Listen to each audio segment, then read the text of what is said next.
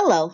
As I told you in the email, we're going to be putting off or not doing any more of the individual assignments. We're going to use the second half of this um, course to build up to the final. And so the final will be really important in terms of integrating all of the material, including your peers' lectures. So this lecture is on K-12 education. The challenge of education policy is that everyone's an expert, right? You all have gone to K-12 school. All of the parents who have kids have been there themselves. All of the people in the community have been there themselves. And so because everybody has gone to school, everybody has that personal experience. On top of that, it's a fairly easy concept to understand. I mean, when you're talking about like investment strategy or even some of the mechanics of healthcare financing or environmental policy. Sometimes those can be really difficult and technical things, but on the surface, at least, education is a fairly easy thing to wrap your head around. And so, because of that, people just assume they assume they don't need the experts to come in and, provide their expertise. But another reason is that the stakes are so high when somebody graduates from high school and doesn't have those basic skills, it can cripple them their whole life. If somebody doesn't graduate from high school, it can cripple them their whole life. And if we have inequities and we're setting up a certain segment of the population for success and not another segment, that affects our entire society. Another kind of issue with K-12 education is that it's directly related to our values. And so many of the debates about how we provide education to our children in our society relates to how do we want them raised? What do we want them to believe? And this is especially true in topics like history and literature and sex ed, but it's also true in terms of like science and math. And so across the spectrum, we see that many of our debates are infused with the kind of values, with the question of the kind of values we want to pass on to the next generation. So why do we educate at all?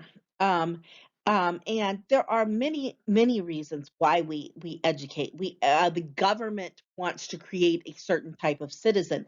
They want literate citizens. They want citizens who are ready to communicate, to contribute in the workforce into the economy. They want citizens who can participate in democracy.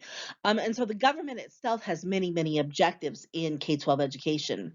Society at large has some objectives. The kind of society we have is in large part generated by the kind of education that our children provide. And so someone who, for instance, is a senior citizen who will never have kids, who maybe aren't so dependent on the broader economy, may still care about what's going on in K-12 schools because it's a society-wide thing.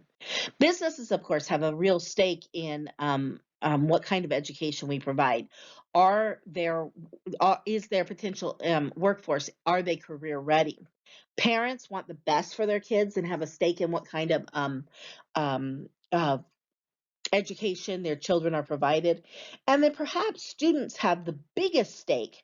And yet of all of the stakeholders, they are the ones that we're least likely to listen to. I mean, partly because they're children, but also because they don't have the kind of power that some of the other stakeholders have. And so probably the person affected most by a bad education or a good education is that student, and they don't have a lot to say with how they are educated.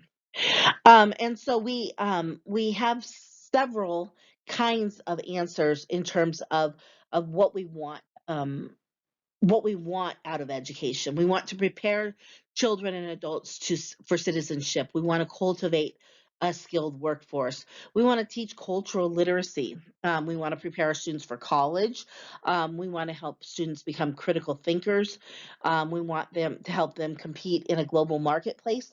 But then there are a couple other kind of things that don't necessarily relate directly to the kind of outcomes that we get from K-12 education.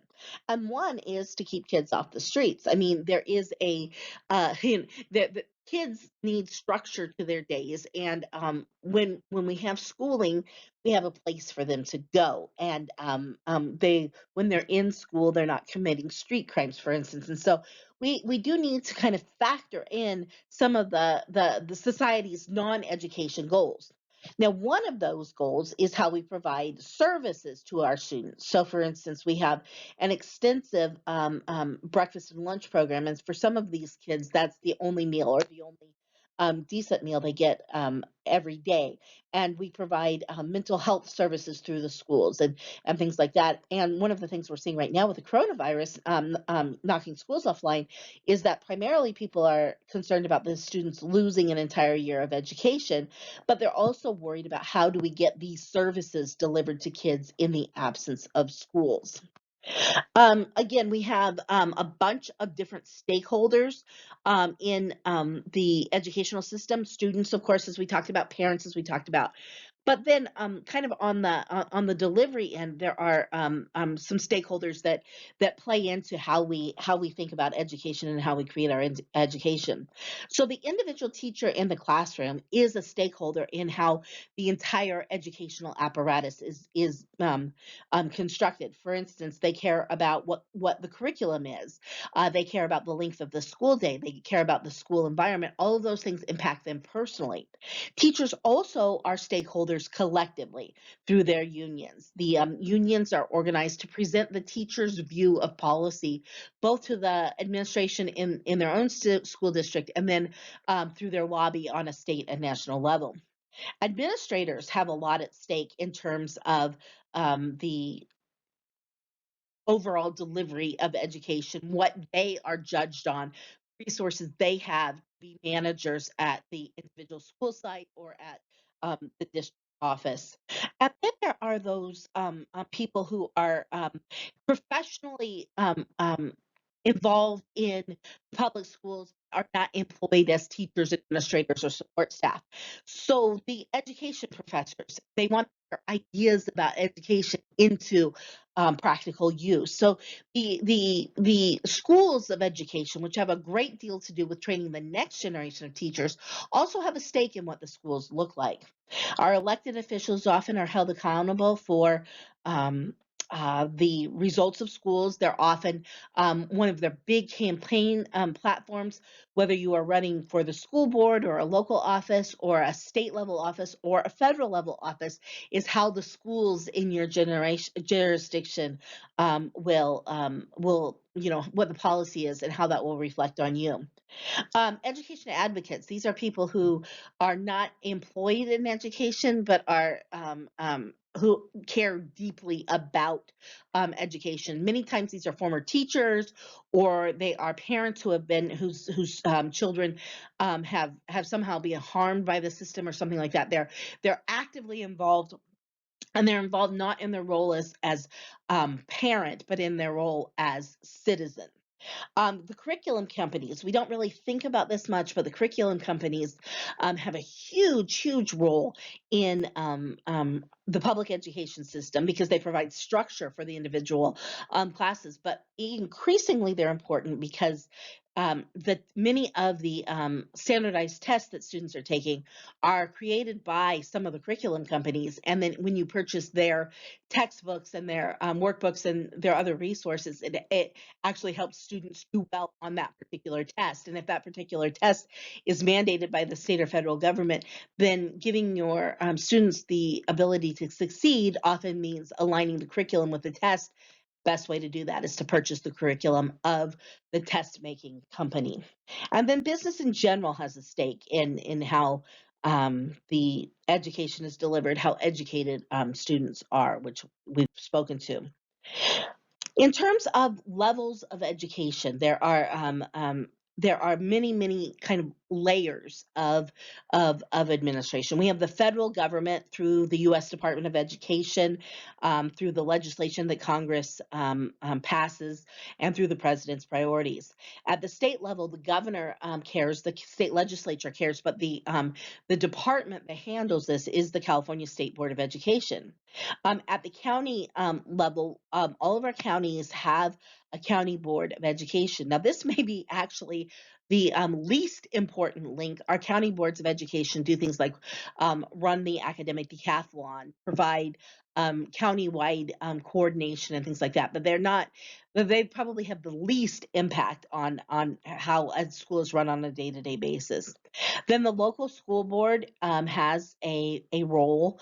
There are elementary school boards, there are high school boards, and then there are joint school boards. So Anaheim, for instance, has an Anaheim Elementary School District, which covers K through 8, and then Anaheim High School District, which covers their high schools. Then in other areas, there are joint school districts. So in my area, it is the Saddleback Unified School District, and there's one school board that covers K through 12.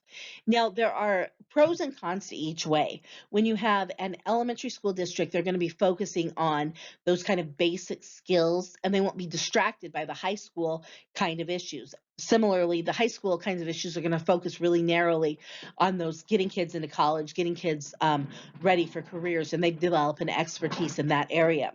The benefit of a joint school district is that they that there's a continuum of education. The people are concerned about how the seniors graduating, they can see what an impact their kindergarten had on them, and so there's ways to do it both ways, and there's arguments for both ways. Finally, we have the school administration. We have things at the actual school site, the principals, the